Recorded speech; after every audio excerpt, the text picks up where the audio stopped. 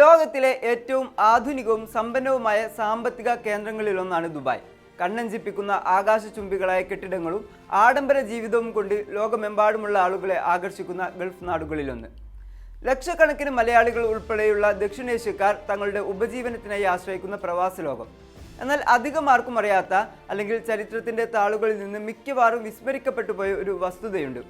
100 വർഷങ്ങൾക്ക് മുമ്പ് Dubai, Abu Dhabi, Qatar, Kuwait, Bahrain, Oman, യമനിലെ ഏഡൻ തുടങ്ങി അറേബ്യൻ തീരപ്രദേശങ്ങൾ ബ്രിട്ടീഷ് ഇന്ത്യയുടെ നേരിട്ടുള്ള ഭരണത്തിന് കീഴിലായിരുന്നു.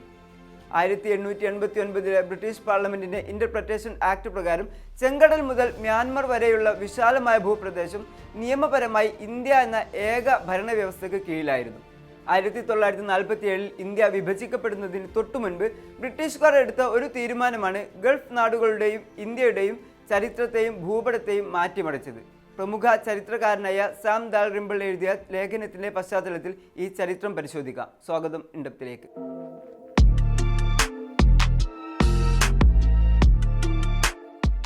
20ാം നൂറ്റാണ്ടിന്റെ ആദ്യ പകുതിയിൽ ലണ്ടനിൽ നിന്നല്ല, മറിച്ച് ന്യൂഡൽഹിയിൽ നിന്നാണ് ഗൾഫ് നാടുകളുടെ ഭരണം നിയന്ത്രിക്കപ്പെട്ടിരുന്നത്. അന്നത്തെ വൈസ്രോയുടെ കീഴിലുള്ള ഇന്ത്യൻ പൊളിറ്റിക്കൽ സർവീസാണ് ദുബായിലും അനുബന്ധ പ്രദേശങ്ങളിലും ഭരണം നടത്തിയത്. അന്നത്തെ ഗൾഫ് മേഖലയിലെ സുരക്ഷയും പോലീസിംഗും ചുമതലപ്പെടുത്തിയിരുന്നത് ബ്രിട്ടീഷ് ഇന്ത്യൻ സൈന്യത്തെയായിരുന്നു. അവിടെ ചരക്കുകൾ വാങ്ങാനും വിൽക്കാനും ഉപയോഗിച്ചിരുന്നത് ഇന്ത്യൻ രൂപയായിരുന്നു. അവിടുത്തെ ജനങ്ങൾക്ക് നൽകിയിരുന്ന പാസ്പോർട്ടുകളിൽ ഇന്ത്യൻ എംപയർ എന്നായിരുന്നു രേഖപ്പെടുത്തിയിരുന്നത്.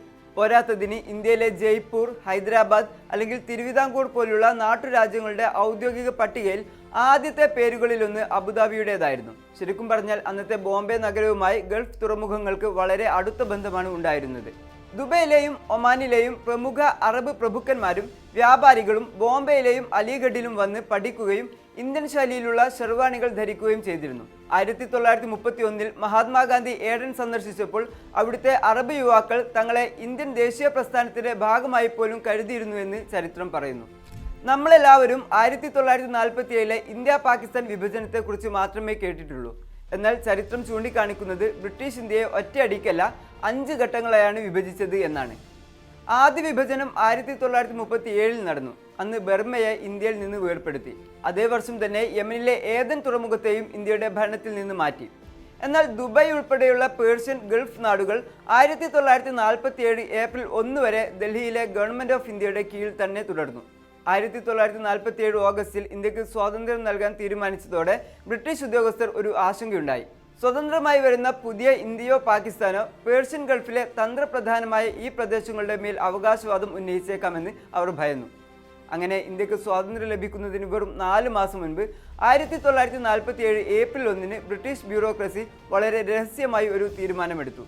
ഗൾഫ് നാടുകളുടെ നിയന്ത്രണം ഡൽഹിയിൽ നിന്ന് മാറ്റി ലണ്ടനിലെ ഫോറിൻ ഓഫീസ് നേരിട്ട് ഏറ്റെടുത്തു. ഇന്ത്യയുമായുള്ള നൂറ്റാണ്ടുകളായുള്ള ഭരണപരമായ ബന്ധം അവിടെ ഒറ്റയടിക്ക് മുറിക്കപ്പെട്ടു.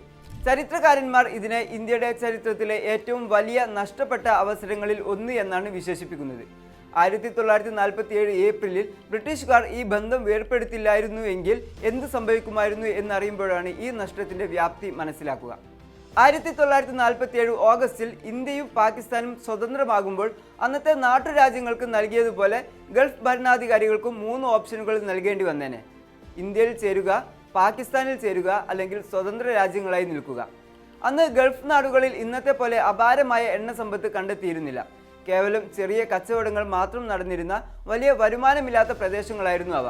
അതിനാൽ ഒരുപക്ഷെ അവിടുത്തെ ഭരണാധികാരികൾ സാമ്പത്തികവും ഭരണപരവുമായ സുരക്ഷിതത്വത്തിനായി ഇന്ത്യയുമായോ പാകിസ്ഥാനുമായോ സഹകരിക്കാൻ താല്പര്യം കാണിച്ചേനെ.